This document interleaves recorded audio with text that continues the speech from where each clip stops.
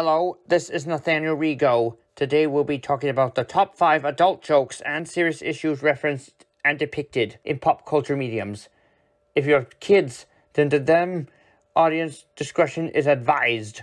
Number 5, Pearl Harbor, Rugrats the movie. In the animated family TV series-based film Rugrats, Tommy and his fellow infants are pushed far from their home, literally in the Riptide wagon, as Stu calls it, the ultimate children's toy, by Angelica, who then goes after them with Spike, the family dog, to recover her fave doll, Cynthia, amid them accidentally stealing it. At this point, their untimely absence is discovered by Stu, Tommy, and newcomer Dill's invaded father, their grandfather Lou Pickles, who's also Stu's father, and the other adults, including Dee Dee, Tommy, and Dill's mother. It's then both the press and the authorities are on the property, finding out the current whereabouts of the kids. To no avail so far.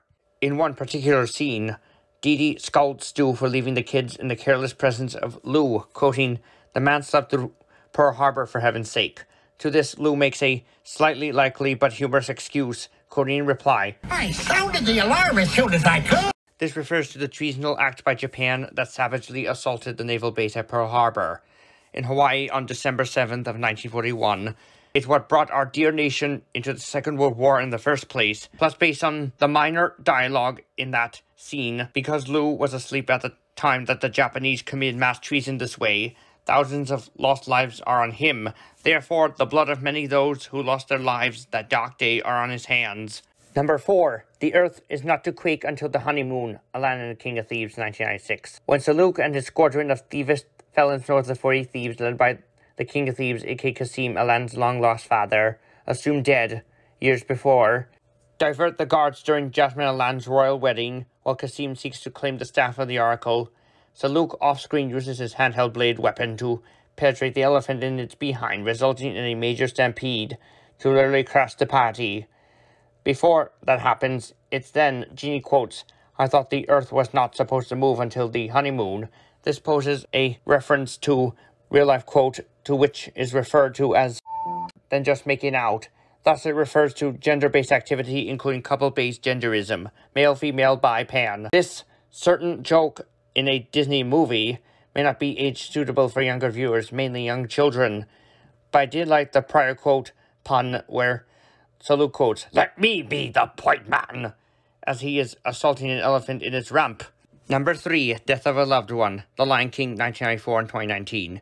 In one certain scene in The Lion King, released in 1994, and its titular 2019 live-action remake, Scar, who's playing against Mufasa, his royal brother, has his hyena allies scare off a mass herd of wildebeests into the heart of a gorge, where they endanger Simba. Even after Mufasa saves his son, he's betrayed horribly by Scar, who sends him falling to his death from a high cliff, hence the deviant quote, "Long live the king."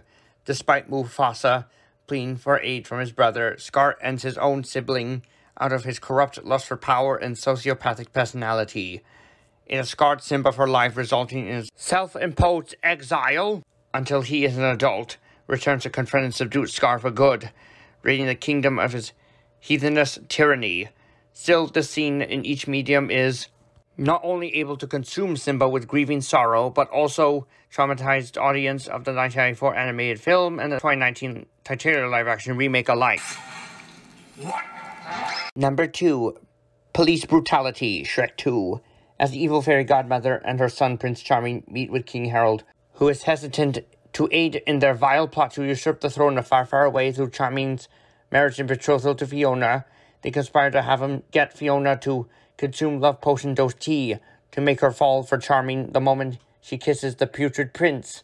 Shrek, Puss and Donkey, overhearing this from outside, are about to warn Fiona when Donkey accidentally gives them away, and Fairy Godmother covers up their evil plot by verbally posing the three as bandits. Following this, the three are forcefully cornered and detained by the guard police of Far, Far Away on a live reality TV series called Knights, spoofing the reality series titled Cops, in which they're apprehended forcefully at crossbow and arrow point while burning Shrek's eyes with salt and pepper shakers, a spoof of pepper spray, and pinning Donkey and Puss to the ground and walls with brute force. Donkey even screams out, "Police brutality!" twice, Also, the guards commit animal cruelty on Puss by pinning him to the walls of the alleyway with a horrid cat detaining leash and confiscating his narcotic bag of little catnip.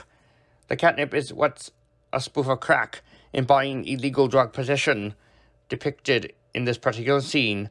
What a shame there were certain moments in that cut from this precise scene in televised cuts of the hit 2004 sequel to Shrek. Therefore, they were cut from televised plays of the movie from that particular scene at the time. It embodies both police brutality-based militant tactics in law enforcement against the unarmed suspects and animal cruelty, specifically toward cats. Number 1. Froggenderism, The Loud House. In the hit episode The Loud House titled Frog Wild, which should have been linked to the other episode Baby Steps, as opposed to each of those episodes being connected separately to the two infamous ones each, Family Brawl, aka Family Feud, and No Such Luck. Lincoln and Lana Loud planned to evac and rescue numerous frogs from school to prevent them or anyone else from there dissecting them. Amid Lana's prior protest to Lincoln, despite failing to protect the frogs from the wrath of Principal Gerald Huggins of Royal Woods Elementary, the two, aided by Hops, Lana's best froggy friend, shows Lincoln's classy injustice of dissecting frogs via a handheld video that Lana has made and then shown Lincoln from the start. In one of the last moments of the episode, one of Lincoln's co-students asks what the two frogs are doing.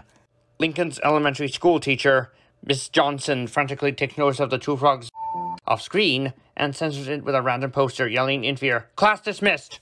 Therefore, it implies the censored depiction of animal genderism, which is not really suitable for child viewers, despite being referenced partially and censored by Miss Johnson. Thanks for stopping by.